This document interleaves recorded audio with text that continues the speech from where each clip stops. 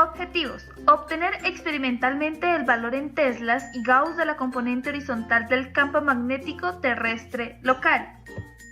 Verificación experimental del carácter vectorial del campo magnético. Obtener el valor en gauss y nano-gauss de la componente horizontal del campo magnético terrestre local.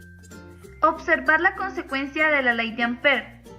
Consultar información actualizada del comportamiento del campo magnético terrestre y mecanismos de medición en tiempo real y aplicaciones del mismo. El flujo magnético es una medida del campo magnético total que pasa a través de un área dada. Las líneas del campo magnético, entonces, atraviesan esa área.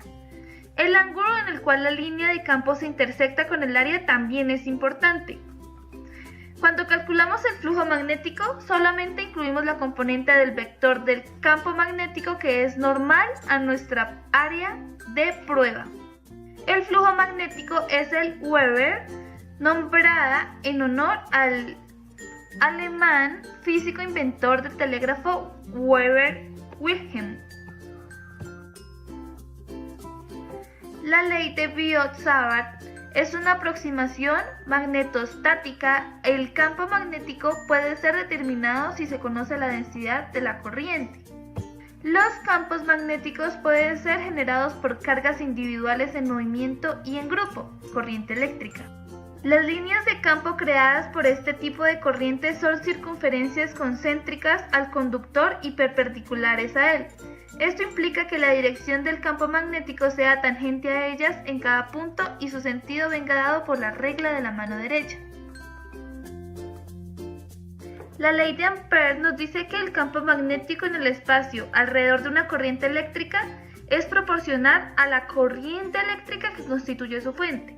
De la misma forma que el campo eléctrico en el espacio alrededor de una carga es proporcional a esa carga que constituye su fuente. La ley de Ampère establece que para cualquier trayecto de bucle cerrado, la suma de los elementos de longitud multiplicado por el campo magnético en la dirección de estos elementos de longitud es igual a la permeabilidad multiplicada por la corriente eléctrica encerrada en el bucle. En 1820, la ley de Biot-Savart nos da una ecuación que permite calcular el campo magnético creado por un circuito de forma cualesquiera recorrido por una corriente de intensidad I. La obtención del campo magnético resultante de una distribución de corrientes implica un producto vectorial, y cuando la distancia desde la corriente al punto del campo está variando continuamente, se convierte en un problema de cálculo diferencial. Se puede usar para el cálculo del campo magnético resultante de una distribución de corriente eléctrica en el centro del bucle de corriente, sobre el eje del bucle de corriente y cable recto finito. La Tierra posee un poderoso campo magnético, como si el planeta tuviera un enorme imán en su interior cuyo polo sur estuviera cerca del polo norte geográfico y viceversa. Aunque los polos magnéticos terrestres reciben el nombre de polo norte magnético próximo al polo norte geográfico y polo sur magnético próximo al polo sur geográfico, su magnetismo real es el opuesto al que indican sus nombres. Las posiciones de los polos magnéticos no son constantes y muestran notables cambios de año en año. Cada 960 años, las variaciones en el campo magnético de la Tierra incluyen el cambio en la dirección del campo provocado por el desplazamiento de los polos. El campo magnético de la Tierra tiene tendencia a trasladarse hacia el oeste a razón de 19 a 24 kilómetros por año. ¡Wow! Su magnitud varía de 25 a 65 microteslas o 0,25-0,65 gauss.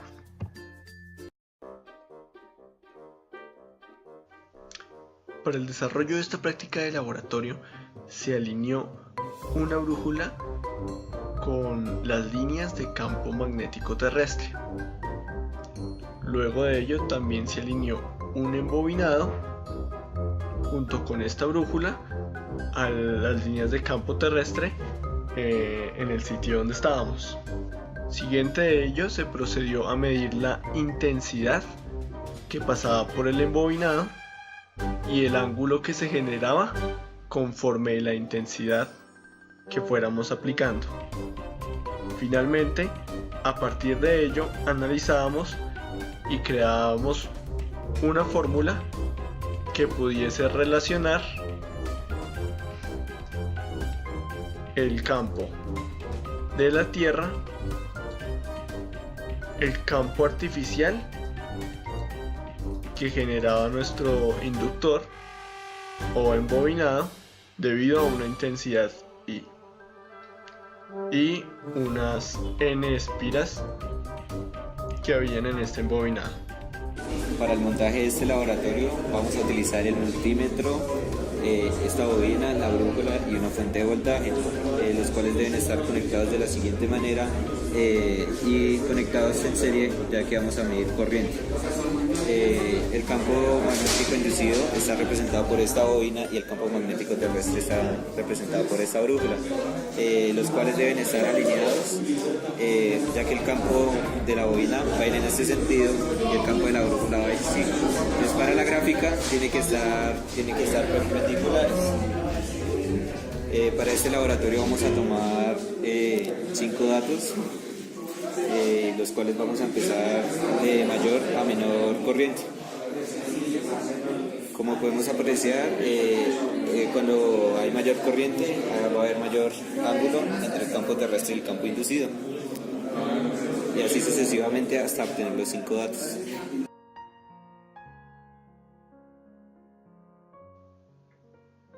Los resultados obtenidos para esta práctica fueron estos.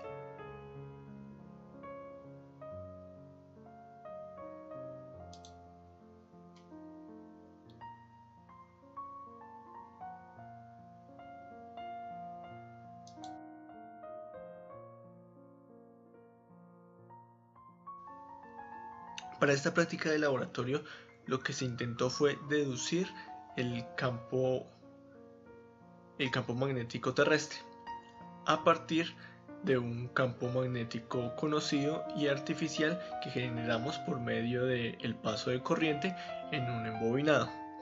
Como sabemos, al introducir corriente a este embobinado se va a generar un movimiento coordinado entre los electrones, lo cual va a producir, si fuera un cable en línea recta, un campo como un círculo, mientras que en este caso particular, cuando tenemos esta forma de embobinado, se va a generar esta forma circular en los bordes, pero en el centro se genera un campo constante.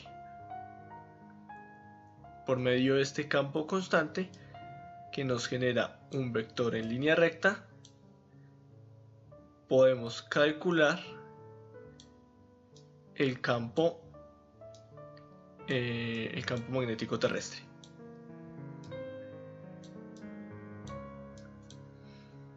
Ya que tenemos una dirección que nos ofrece la brújula con su respectiva magnitud. Errores. Se debe tomar los datos con la brújula de forma perpendicular al campo magnético de la bobina. Al variar muy rápido la corriente, se descontrola la brújula. Y para poder desarrollar el laboratorio, la fuente debe estar en DC.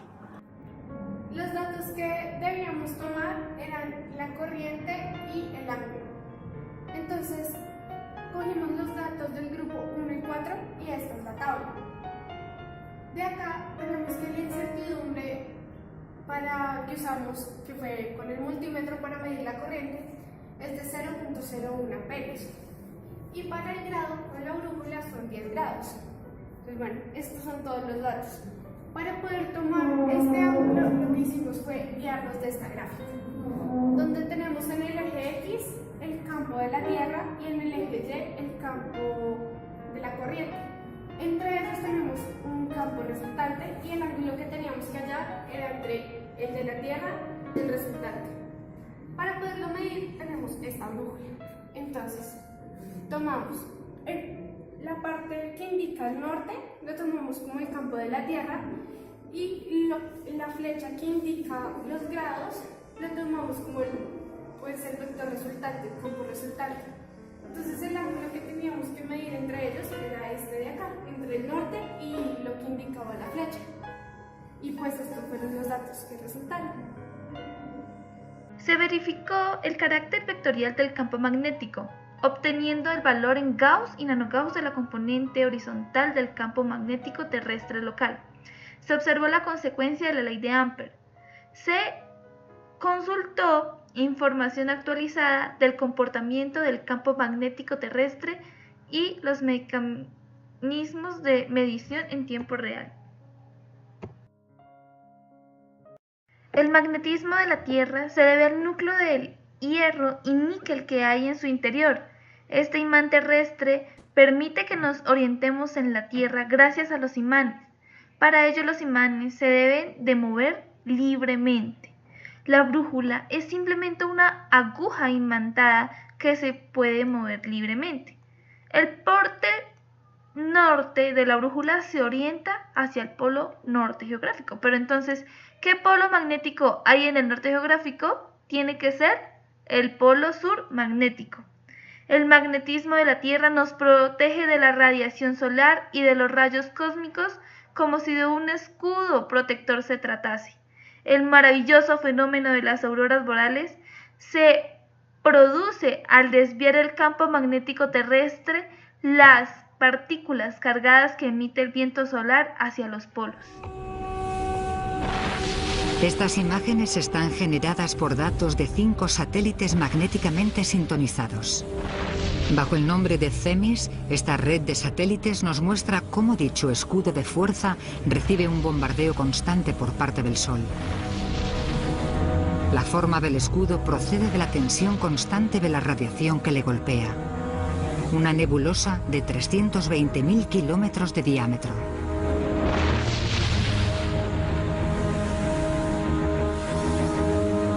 A medida que las constantes oleadas de partículas solares golpean la magnetosfera, muchas de ellas son desviadas.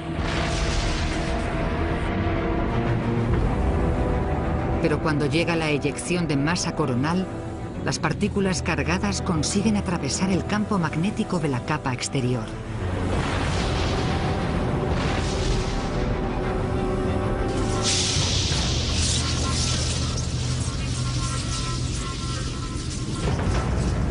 Estas partículas quedan libres ahora para continuar su camino hacia el planeta.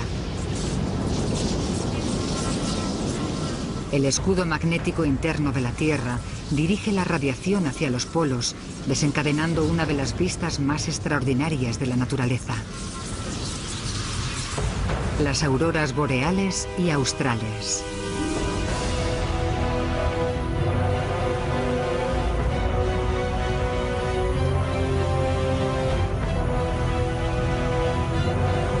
Y aquí podemos ver la segunda capa de defensa de la Tierra. Unas franjas gigantes de plasma recorren el planeta de arriba a abajo, rodeando tanto el polo norte como el polo sur.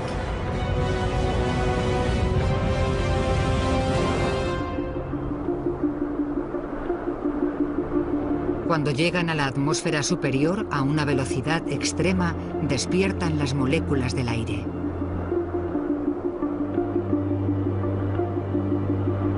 El proceso hace que las moléculas de aire brillen.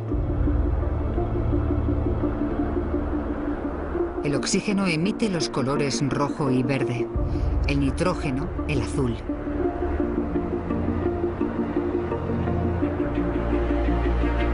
La energía que de otra forma mutaría toda la vida sobre la Tierra se disipa gracias a la atmósfera superior.